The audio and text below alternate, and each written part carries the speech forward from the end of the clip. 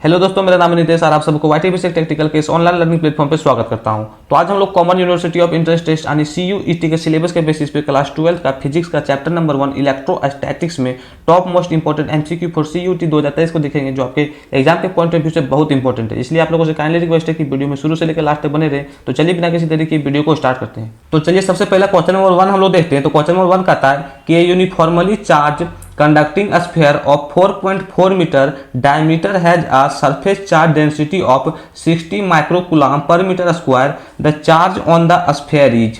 Question क्या कहता है उसको सबसे पहले समझते हैं। क्वेश्चन कहता है कि एक कंडक्टिंग चार्ज स्फीयर है जिसका डायमीटर जो है वो 4.4 मीटर है। अब हम लोग क्या करेंगे, इसका सबसे पहले रेडियस निकाल लेंगे। तो रेडियस क्या होता है, डायमीटर का आधा। तो सबसे पहले हम लोग यहाँ पे रेडियस लिख लेते हैं। तो हम लोग लिख लेते हैं कि r बराबर जो हमारा रेडियस है वो डायमीटर का आधा होगा, यानी 4.4 का आधा। तो इसका आधा करेंगे तो 2.2 मीटर जो हमारा है वो रेडियस निकल गया। फिर आगे हम लोग देखते हैं तो कहता है सरफेस चार्ज डेंसिटी जो है वो 60 माइक्रोकूलम पर मीटर स्क्वायर है। अब हम लोग यहाँ पे सरफेस चार्ज डेंसिटी को सिग्मा से डिनोट करते हैं। तो यहाँ पे लिख दिए सिग्मा बराबर 60 इंटू, हम लोग यहाँ पे माइक्रो को लिख सकते हैं 10 का power -6 coulomb per metre square. अब हम लोग इसको आगे सॉल्व करेंगे तो हम लोग सिग्मा यानी सरफेस चार्ज डेंसिटी को लिख सकते हैं चार्ज बटा एरिया। उसके बाद इसको आगे सॉल्व करेंगे तो 60 इंटू 10 का पावर -6 लिख दिए। अब यहाँ से हम लोग क्रॉस मल्टीप्लाई कर लेंगे तो यहाँ पे Q बराबर हो जाएगा एरिया, यहाँ पे चल जाएगा एरिया इंटू 60 इंटू 10 का पावर -6। अब जो हमारा स्फीयर है, स्फीयर का एरिया क्या होता है 4 पाई आर स्क्वायर। तो यहाँ पे लिख देते हैं 4 पाई आर स्क्वायर इंटू, यहाँ पे 60 को लिख सकते हैं 6 इंटू 10 का पावर -5। यहाँ से 0 हटेगा तो 10 का पावर -6 से 10 का पावर -5 हो जाएगा। उसके बाद यहाँ से वैल्यू को पुट कर देंगे, जो आएगा वही आंसर हो जाएगा। तो यहाँ पे आगे सॉल्व करेंगे तो हो जाएगा 4 इंटू पाई का वैल्यू पुट करेंगे 3.14 इंटू यहाँ पे आर हमारा कितना है 2.2 मीटर। अगर 2.2 मीटर का स्क्वायर करेंगे तो हो जाएगा 4.84। फिर आगे हो जाएगा 6 इंटू 10 का पावर -5। आगे इसको जब सॉल्व कीजिएगा, मेरे पास जगह नहीं बचा हुआ है, तो इसका जो करेक्ट ऑप्शन हो जाएगा ऑप्शन नंबर 4 जो है करेक्ट ऑप्शन होगा 3.7 इंटू 10 का पावर -3 कूलम। अगला क्वेश्चन नंबर 2 कहता है कि 3 charges plus 3Q and capital Q are placed on a straight line with equal separation in order to make the net force on a small q to be 0, the value of capital Q will be. Question क्या कहता है सबसे पहले उसको समझते हैं। Question कहता है यहाँ पे 3 चार्जेस है plus 3Q and capital Q, वो जो है वो स्ट्रेट लाइन में रखा गया है विथ इक्वल सेपरेशन से। तो सबसे पहले हम लोग एक एक करके ये जो 3 चार्ज है उसको हम लोग रख देते हैं। तो यहाँ पे सबसे पहले हम लोग यहाँ पे रखते हैं प्लस 3Q, उसके बाद रखते हैं एक तो स्मॉल q, उसके बाद कैपिटल Q। उसके बाद कह रहा है ये जो है वो इक्वल सेपरेशन में है। तो यहाँ पे मान लेते हैं कि ये r डिस्टेंस दूर पे रखा गया है। अब यहाँ पे कह रहा है कि जो हमारा कैपिटल Q है इसका कितना वैल्यू होगा कि जो हमारा स्मॉल q पे नेट फोर्स जो है वो 0 लगे। तो सबसे पहले हम लोग क्या करेंगे कि ये जो हमारा 2 चार्जेज है ये जो हमारा 2 चार्जेज है इन दोनों के बीच में जितना फोर्स लगेगा उसको हम लोग निकाल लेंगे। उसके बाद इन दोनों के बीच में जितना फोर्स लगेगा उसको हम लोग निकाल लेंगे। उसके बाद दोनों फोर्सेस को बराबर कर देंगे क्योंकि नेट फोर्स जो है वो 0 कर रहा है। तो सबसे पहले हम लोग क्या करेंगे, इन दोनों की वजह से जो फोर्स लग रहा है उसको निकाल लेते हैं। तो सबसे पहले यहाँ से हम लोग अगर F1 निकालें तो F1 बराबर लिख सकते हैं Q के जगह पे यहाँ पे 3Q है, यहाँ पे लिख देंगे 3Q। उसके बाद Q2 के जगह पे Q है तो यहाँ पे लिख देते हैं Q बटा आर स्क्वायर। फिर इसको आगे सॉल्व करेंगे तो यहाँ पे F1 बराबर लिख सकते हैं 3K, यहाँ Q इंटू Q को लिख सकते हैं Q स्क्वायर बटा आर स्क्वायर। ये हमारा इक्वेशन नंबर 1 हो गया। हम लोग F1 निकालनी है। अब हम लोग क्या करेंगे कि इन दोनों की वजह से जो फोर्स होगा उसको निकाल लेते हैं, यानी F2 निकाल लेते हैं। तो यहाँ से हम लोग अगर F2 निकालें तो F2 बराबर लिख सकते हैं K small q capital Q बटा आर स्क्वायर। ये हमारा दूसरा इक्वेशन हो गया। अब हम लोग क्या करेंगे F1 और F2 को दोनों को इक्वल कर देंगे क्योंकि जो नेट फोर्स है वो कह रहा है कि 0 लग रहा है। तो यहाँ से F1 और F2 को हम लोग इक्वल कर देते हैं। तो F1 हमारा है 3, फिर हमारा है K, उसके बाद है Q का स्क्वायर, उसके बाद है आर स्क्वायर। इसको बराबर कर देंगे F2 से। तो F2 हमारा है K small q capital Q बटा आर स्क्वायर। अब यहाँ से आर स्क्वायर कट जाएगा, यहाँ से K से K कट जाएगा और यहाँ पे एक स्मॉल q से एक यहाँ पे स्मॉल q कट जाएगा, यानी जो हमारा कैपिटल Q बराबर आ जाएगा वो हो जाएगा 3Q। इसलिए इसका जो करेक्ट ऑप्शन हो जाएगा option number A plus 3Q। अगला क्वेश्चन नंबर 3 कहता है कि if an electric dipole is keeped in a uniform electric field then resultant electric force on it is. Question क्या कहता है उसको समझते हैं। क्वेश्चन कहता है कि अगर हम लोग एक इलेक्ट्रिक फील्ड में एक इलेक्ट्रिक डायपोल को प्लेस कर दें तो उस पर रिजल्टेंट इलेक्ट्रिक फोर्स कितना लगेगा। तो मान लेते हैं कि ये जो हमारा है वो एक इलेक्ट्रिक फील्ड है, यहाँ पे हम इलेक्ट्रिक फील्ड बना दिए। उसके बाद कहता है कि अगर इस पे हम लोग इलेक्ट्रिक डायपोल को प्लेस कर दें, ये हमारा इलेक्ट्रिक डायपोल हो गया, तो इस पे जो रिजल्टेंट फोर्स है वो कितना लगेगा। तो इस पे जो इस साइड फोर्स लगेगा वो कितना लगेगा, प्लस क्यू ई। उसके बाद इसके ऑपोजिट डायरेक्शन में जो फोर्स लगेगा वो माइनस क्यू ई। यानी जो हमारा एफ नेट जो हमारा रिजल्टेंट फोर्स होगा वो कितना हो जाएगा, प्लस क्यू ई, उसके बाद माइनस क्यू ई। यानी जो हमारा रिजल्टेंट फोर्स होगा कितना हो जाएगा, 0 हो जाएगा।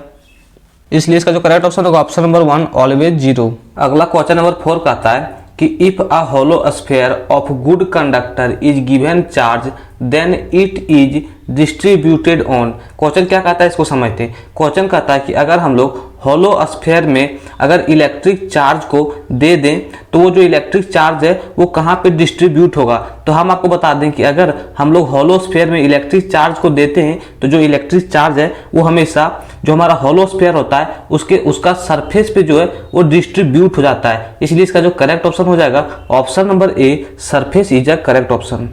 अगला क्वेश्चन नंबर 5 कहता है कि the dielectric constant of metal is, कि जो हमारा मेटल होता है उसका डाई इलेक्ट्रिक कॉन्स्टेंट क्या है। तो ऑप्शन नंबर फर्स्ट कहता है कि 0, फिर दूसरा कहता है 1, फिर तीसरा कहता है इन्फिनाइट और चौथा कहता है -1। तो इसका जो करेक्ट ऑप्शन होगा ऑप्शन नंबर तीसरा इन्फिनाइट। जो हमारा डाई इलेक्ट्रिक कॉन्स्टेंट होता है ऑफ अ मेटल वो इन्फिनाइट होता है। अगला क्वेश्चन नंबर 6 कहता है कि which of the following is deflected by electric field, इनमें से कौन सा जो है वो इलेक्ट्रिक फील्ड से डिफ्लेक्ट होगा। तो ऑप्शन नंबर पहला कहता है एक्सरे, दूसरा कहता है गामा रे, तीसरा कहता है न्यूट्रॉन्स और चौथा कहता है अल्फा पार्टिकल। तो इसका जो करेक्ट ऑप्शन होगा ऑप्शन नंबर चौथा अल्फा पार्टिकल। अब अल्फा पार्टिकल इसलिए होगा क्योंकि जो हमारा अल्फा पार्टिकल है उसके पास चार्ज होता है और जिसके पास चार्ज होगा वही इलेक्ट्रिक फील्ड के द्वारा डिफ्लेक्ट किया जाएगा। यहाँ हमारा एक्सरे, गामा रे और न्यूट्रॉन्स के पास किसी भी प्रकार का चार्ज नहीं होता है, इसलिए ये सब जो है वो इलेक्ट्रिक फील्ड के द्वारा डिफ्लेक्ट नहीं होता है। लेकिन जो हमारा अल्फा पार्टिकल है उसके पास चार्ज होता है और चार्ज होने के कारण ये जो इलेक्ट्रिक फील्ड के द्वारा डिफ्लेक्ट हो जाता है। अगला क्वेश्चन नंबर 7 कहता है कि the angle between electric field intensity due to an electric dipole at axial position and electric dipole moment. Option number पहला कहता है कि 120 डिग्री, दूसरा कहता है 0 डिग्री, तीसरा कहता है 90 डिग्री और चौथा कहता है 180 डिग्री। तो इसका जो करेक्ट ऑप्शन होगा ऑप्शन नंबर दूसरा 0 डिग्री। अब 0 डिग्री क्यों होगा इसको समझते हैं। यहाँ क्वेश्चन कर रहा है कि जो हमारा इलेक्ट्रिक फील्ड इंटेंसिटी है वो इलेक्ट्रिक डायपोल के कारण एक्सियल पोजीशन में और इलेक्ट्रिक डायपोल मोमेंट जो है उन दोनों के बीच का एंगल क्या है। तो हम लोग को ये सबसे पहले पता होना चाहिए कि जो हमारा इलेक्ट्रिक फील्ड इंटेंसिटी होता है due to an dipole at axial position, उसका डायरेक्शन और जो हमारा इलेक्ट्रिक डायपोल मोमेंट होता है उसका डायरेक्शन, दोनों का डायरेक्शन जो है सेम होता है। और जब दोनों का डायरेक्शन सेम होगा तो इन दोनों के बीच का जो थीटा एंगल होगा वो कितना होगा, 0 डिग्री होगा। इसलिए इसका जो करेक्ट ऑप्शन होगा ऑप्शन नंबर दूसरा इज ए करेक्ट ऑप्शन। अगला क्वेश्चन नंबर 8 कहता है कि if EA and EEQ are electric field intensity due to a short electric dipole at axial and equatorial position then. Question क्या कहता है इसको समझते हैं। क्वेश्चन कहता है कि अगर EA जो है वो इलेक्ट्रिक फील्ड इंटेंसिटी है due to short electric dipole at axial position and EQ जो है वो इलेक्ट्रिक फील्ड इंटेंसिटी है due to short electric dipole at equatorial position, तो इनमें से कौन सा सही है। तो हम लोग पढ़ें कि जो हमारा इलेक्ट्रिक फील्ड इंटेंसिटी होता है due to short electric dipole at axial position, उसको हम लोग क्या लिख सकते हैं, यानी EA को हम लोग लिख सकते हैं कि 2kp/r³ और जो हमारा EQ जो होता है यानी इक्वेटोरियल पोजीशन पे जो होता है उसको हम लोग लिख सकते हैं kp/r³। तो यहाँ पे लिख दिए kp/r³। अब यहाँ से अगर इसको डिवाइड कर देंगे तो क्या होगा, यहाँ r³ से r³ कट जाएगा, kp से kp कट जाएगा। तो यानी आगे इसको सॉल्व करेंगे तो हम निकाल सकते हैं EA/E ऑफ EQ बराबर 2/1। अब यहाँ से क्रॉस मल्टीप्लाई कर लेंगे तो क्रॉस मल्टीप्लाई करेंगे तो निकल जाएगा electric field intensity at axial position बराबर 2 of electric field intensity at equatorial position. इसलिए इसका जो करेक्ट ऑप्शन हो जाएगा option number 2 is a correct option.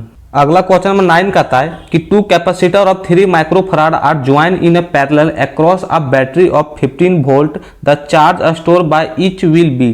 Question क्या कहता है इसको समझते हैं। क्वेश्चन कहता है कि हम लोग को यहाँ पे 2 कैपेसिटर दे दिया है जो 3 माइक्रोफराड उसका कैपेसिटेंस है। उसके बाद कह रहा है कि वो जो है वो ज्वाइन किया गया है पैरेलल में across a battery of 15 volt. तो सबसे पहले हम लोग क्या कर लेंगे, दो कैपेसिटर को ले लेते हैं। तो यहाँ पे एक कैपेसिटर को ले लिए और उसको जो है वो कनेक्ट कर लेंगे पैरेलल में एक और कैपेसिटर के साथ, और वो दोनों कैपेसिटर जो है वो 15 वोल्ट के एक बैटरी के साथ कनेक्ट है। तो कनेक्ट कर दिए।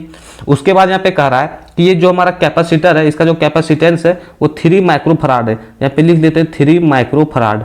इसके पास भी 3 माइक्रोफराड, तो यहाँ पे लिख दिए 3 माइक्रोफराड। हमारा जो बैटरी है वो कितना वोल्ट का है, 15 वोल्ट का है, तो लिख दिए 15 वोल्ट। उसके बाद हम लोग पढ़ें कि जो हमारा चार्ज होता है यानी Q इक्वल टू CV। तो हम लोग को पूछ रहा है कि कितना चार्ज जो है वो ईच कैपेसिटर में स्टोर होगा। तो चार्ज निकालना, तो चार्ज को यहाँ पे छोड़ दिए। हम लोग को C पता है कितना, 3 माइक्रोफराड, तो यहाँ पे लिख दिए 3, और वोल्ट पता है 15 वोल्ट, तो यहाँ पे लिख दिए 15। इसको गुना करेंगे तो 15 × 45, तो जगह 45 माइक्रो कुलाम। इसलिए इसका जो करेक्ट ऑप्शन हो जाएगा option number first is correct option, 45 micro coulomb is a correct option. अगला क्वेश्चन नंबर 10 कहता है कि a region around a charge body in which another charge experience an electric force is called. Option number first कहता है कि electric force, second कहता है electric field, third कहता है पोटेंशियल, और फोर्थ कहता है इलेक्ट्रिक फ्लक्स। तो ये जो है वो हमारा इलेक्ट्रिक फील्ड का डेफिनेशन है, इसलिए इसका जो करेक्ट ऑप्शन हो जाएगा option number 2 is correct option, electric field.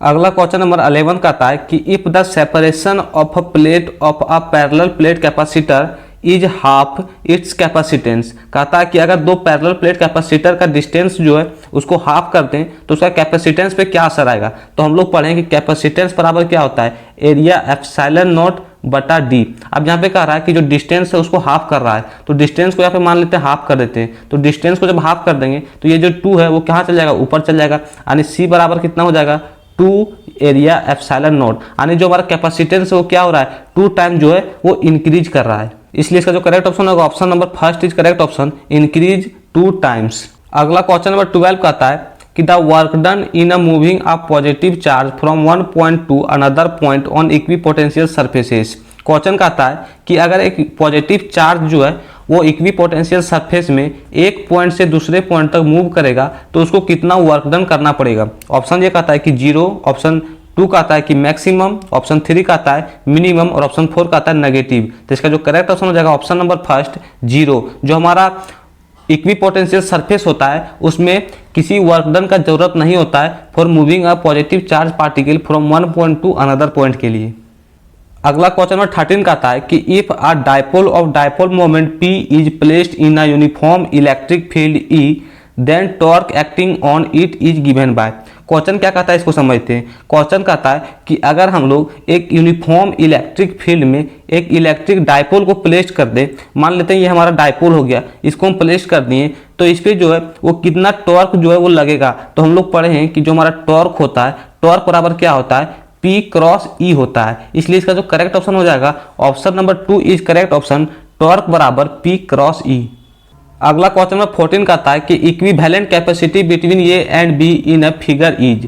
ये जो हम लोग को फिगर दे दिया है इसमें इक्विवेलेंट कैपेसिटी क्या होगा। तो सबसे पहले हम लोग क्या करेंगे, हम लोग पॉइंट ए से बी तक जाएंगे। अब हम लोग पॉइंट ए से बी तक जाएंगे, उसके बाद हम लोग इसका जो इक्विवेलेंट कैपेसिटी होगा उसको ज्ञात करेंगे। तो उसको ज्ञात करने से पहले हम लोग यहाँ पे देखें कि ये जो हमारा सर्किट है उसको ए और बी के बीच में इसको लगा दिया गया है। जब यहाँ पे एक सर्किट लगा दिया जाएगा तो ये जो हमारा कैपेसिटेंस सी है ये हमारा शॉर्ट सर्किट हो जाता है, इसलिए ये जो है वो वर्क नहीं करता है। तो हम लोग जो हमारा पॉइंट ये है यहाँ ये मान लेंगे और इसको हम लोग बी मान लेंगे। तो यहाँ ये से बी के बीच में हमारा जो कैपेसिटी है वो कितना है, सिर्फ सी बचा है। इसलिए इसका जो करेक्ट ऑप्शन हो जाएगा option number first is correct option C. अगला क्वेश्चन नंबर 15 कहता है कि SI unit of electric capacitance is और आर, कि जो हमारा इलेक्ट्रिक कैपेसिटेंस है उसका एसआई यूनिट क्या होगा। ऑप्शन नंबर फर्स्ट कहता है कि फराड, ऑप्शन 2 कहता है जूल, ऑप्शन 3 कहता है बोथ फर्स्ट एंड सेकंड, और ऑप्शन 4 कहता है नन ऑफ दीज। तो इसका जो करेक्ट ऑप्शन हो जाएगा ऑप्शन नंबर फर्स्ट फराड। जो हमारा इलेक्ट्रिक कैपेसिटेंस है उसका एसआई यूनिट फराड होता है और उसको हम लोग कैपिटल एफ से डिनोट करते हैं। अगला क्वेश्चन नंबर 16 कहता है कि which are the correct expression for capacitance of parallel plate capacitor, कि इनमें से कौन सा जो है वो पैरेलल प्लेट कैपेसिटर के लिए करेक्ट एक्सप्रेशन है। तो ऑप्शन नंबर फर्स्ट कहता है कि सी बराबर ये एप्सिलॉन नॉट बटा डी, ऑप्शन नंबर सेकंड कहता है कि सी बराबर ये बटा डी, ऑप्शन नंबर थर्ड कहता है कि सी बराबर ये एप्सिलॉन नॉट बटा एप्सिलॉन, और ऑप्शन नंबर 4 कहता है नन ऑफ दीज। तो इसका जो करेक्ट ऑप्शन हो जाएगा ऑप्शन नंबर फर्स्ट ये एप्सिलॉन नॉट बटा डी। हम लोग पिछला क्वेश्चन में भी देखे थे कि जो हमारा पैरेलल प्लेट कैपेसिटर है उसका जो कैपेसिटेंस होता है वो होता है सी बराबर ये एप्सिलॉन नॉट बटा डी, इसलिए इसका जो करेक्ट ऑप्शन हो जाएगा option number first is correct option.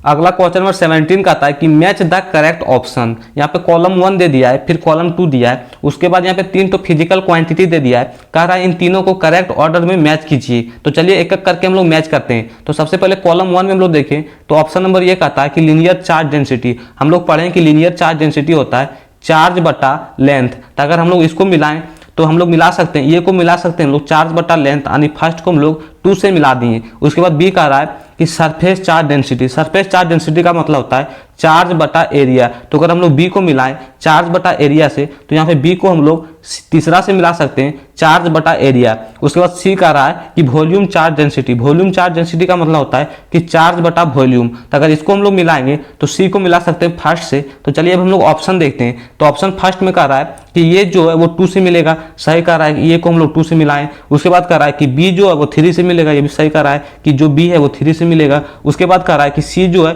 वो फर्स्ट से मिलेगा, तो ये भी सही कह रहा है कि जो हमारा सी है वो फर्स्ट से मिलेगा, इसलिए इसका जो करेक्ट ऑप्शन हो जाएगा option number first is a correct option. अगला क्वेश्चन नंबर 18 का आता है कि which graph are correct for electrostatic force F and distance between charges are. कह रहा है कि दो चार्ज के बीच का डिस्टेंस जो आर होता है और उन दोनों की वजह से जो इलेक्ट्रोस्टैटिक फोर्स एफ होता है, उसके लिए इनमें से कौन सा ग्राफ जो है वो करेक्ट है। तो हम लोग पढ़ें कि जो फोर्स है वो इनवर्सली प्रोपोर्शनल होता है 1/r², यानी डिस्टेंस अगर बढ़ेगा तो फोर्स क्या होगा, घटेगा। तो अगर इसका हम लोग ग्राफ बनाएंगे तो ग्राफ कैसे बनेगा, तो अगर हम लोग इसका ग्राफ बनाते हैं तो ग्राफ इस प्रकार से बन जाएगा कि जो हमारा यहाँ फोर्स होगा एफ और जो हमारा डिस्टेंस होगा आर, तो यहाँ से क्या होगा, डिक्रीज करेगा, क्योंकि हम लोग पढ़ें कि जो फोर्स है वो इनवर्सली प्रोपोर्शनल होता है 1/r² के, इसलिए इसका जो करेक्ट ऑप्शन हो जाएगा option number first is a correct option. अगला क्वेश्चन नंबर 19 का आता है कि the SI unit of coulomb constant के 1/4πε0 इज और आर, कि जो हमारा कूलाम्ब कांस्टेंट के है उसका एसआई यूनिट क्या होगा। तो हम लोग पढ़ें कि फोर्स बराबर होता है k Q1 बट्टा r²। अगर हम लोग यहाँ से k का वैल्यू निकालेंगे तो क्रॉस मल्टीप्लाई करके k का वैल्यू निकाल लेंगे, तो k बराबर क्या हो जाएगा f(r²) बट्टा Q1 अगर यहाँ से हम लोग एसआई यूनिट निकालेंगे तो फोर्स का एसआई यूनिट हो जाएगा न्यूटन, और यहाँ पे r एक प्रकार का लेंथ है तो लेंथ का होता है मीटर, यहाँ पे r का स्क्वायर है इसलिए हो जाएगा मीटर का स्क्वायर, बट्टा यहाँ पे 2 बार चार्ज है तो चार्ज का होता है कूलम, तो यहाँ पे लिख देंगे कूलम स्क्वायर, यानी newton metre square per coulomb square, इसलिए इसका जो करेक्ट ऑप्शन हो जाएगा option number first is correct option, newton metre square per coulomb square. अगला क्वेश्चन नंबर 20 का आता है कि SI unit of surface charge density is, कि जो हमारा सरफेस चार्ज डेंसिटी है इसका एसआई यूनिट क्या होगा। अभी हम लोग ऊपर में मिलाने वाला क्वेश्चन में पढ़े थे कि सरफेस चार्ज डेंसिटी हम लोग चार्ज बटा एरिया को कहते हैं, तो यहाँ से चार्ज का क्या हो जाएगा, कूलम हो जाएगा, और एरिया का हो जाएगा मीटर स्क्वायर, इसलिए इसका जो करेक्ट ऑप्शन हो जाएगा option number first is correct option, coulomb per metre square. तो आज के लिए बस इतना ही। अगर मन करे तो चैनल को सब्सक्राइब कर लीजिए। चलिए मिलते हैं नेक्स्ट वीडियो में।